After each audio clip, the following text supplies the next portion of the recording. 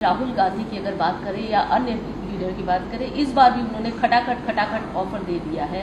हिमाचल में भी हमने देखा, कर्नाटका में भी देखा, और कहीं ना कहीं वो ऑफर वोट में, उत्तर प्रदेश में भी कहीं ना कहीं वोट में तब्दील हो। आपको लगता है हरियाणा में भी ऐसा कुछ होने वाला है? जब एक आध जगह इनको वोट में तब्दील होते दिखा, उसके बाद जिस प्रकार से इन्होंने यानी बैक एंट्री की है, जिस प्रकार से इन्होंने अपने आप को पीछे हाथ पैर खींचे हैं, वो भी जनता को दिखता है। आज हिमाचल प्रदेश में उन्होंने बिजली के बिल लेने शुरू कर दिए जो मुफ्त किए थे। आज उन्होंने जो उनको हिम स्वास्थ्य योजना जो थी, ठीक से योजना का नाम मुझे ध्यान नहीं आ रहा, वो भी 3 दिन पहले उन्होंने वापस ले ली कि हमारे ऊपर आर्थिक दबाव इतना है, हम केवल सरकारी अस्पतालों में तो फ्री इलाज देंगे, प्राइवेट अस्पतालों में नहीं देंगे। आखिर उन्होंने शुरू तो सबके लिए किया था। और इसी प्रकार से ओपीएस की बात और एनपीएस की बात वो करते रहे। उन्होंने ओपीएस कहीं आज तक लागू की नहीं है।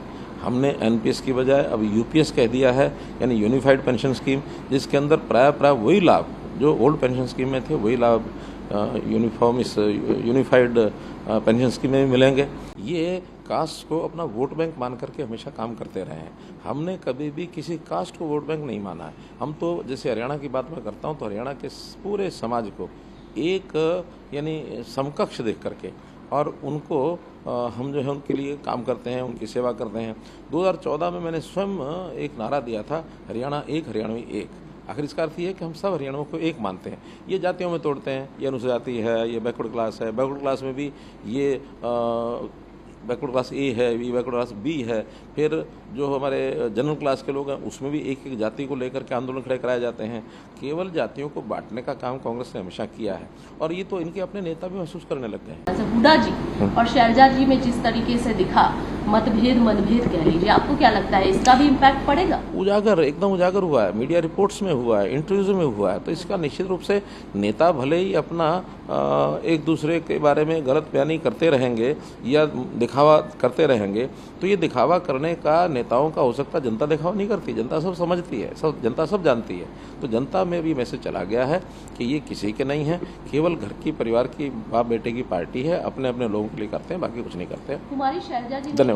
एक मिनट सर, कुमारी शैलजा जी का एक बहुत बड़ा बयान आया। उन्होंने, उनसे जब पूछा गया कि आप दलित फेस हैं, तो इस तरीके की बातें आपकी उठी, तो क्या इसका इम्पैक्ट पड़ेगा आपके समुदाय के लोग? उन्होंने कहा कि नेता किसी समुदाय विशेष का नहीं होता है, लेकिन कहीं ना कहीं तो इसका इम्पैक्ट जो है कम्युनिटी पर पड़ता है।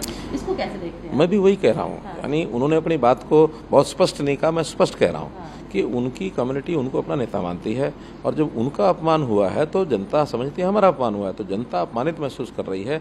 और आज मैं ये कह सकता हूँ कि जिस नेता की जनता अपमानित हो जाए, वो जनता उस पार्टी के हाथ नहीं लगती है, वो निश्चित रूप से जनता अपना विकल्प ढूंढती है। और विकल्प के रूप में आज जातियों ने, यानी हम तो जातियों में विश्वास नहीं रखते, लेकिन जो उनको पीड़ा होती है, उस पीड़ा में से वोट तो उन्होंने देना है।